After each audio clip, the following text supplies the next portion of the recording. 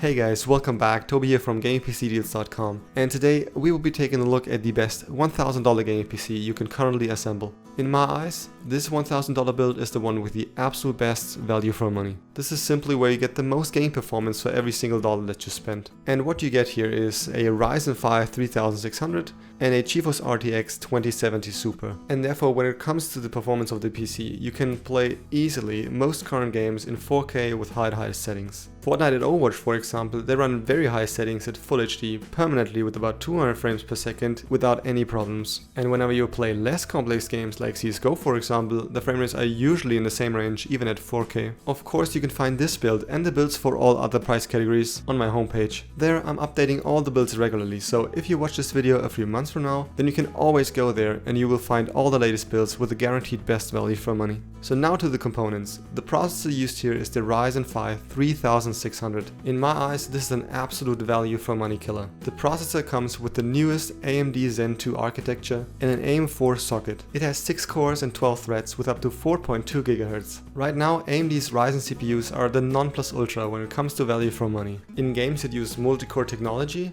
the Ryzen 5 3600 is on par with an Intel i9 9900, which costs 3 times as much. And as if this wasn't enough, it also comes as a boxed version, so you don't need to buy a new cooler because it's already included. For the graphics card, as I already told you before, I recommend the GeForce RTX 2070 Super. Nvidia's GPUs are miles ahead of AMD's GPUs right now in terms of drivers and stability. And the new Super versions of all Nvidia graphics cards have the best cost efficiency on the market. The 2070 Super has 8GB GDDR with a boost clock of 1770 MHz, and in benchmark tests for games, it is on par with the Radeon 7, which costs $200 more. The mainboard we use is the MSI B450M Pro VDH Max. It's one of the cheapest motherboards that also support our CPU and our graphics card optimally. So we spend very few money, but we still get the full performance out of all the parts. And we shouldn't spend more money on an expensive motherboard because we won't get any more power from it. Since motherboard and processor support up to 3.2 GHz on the board,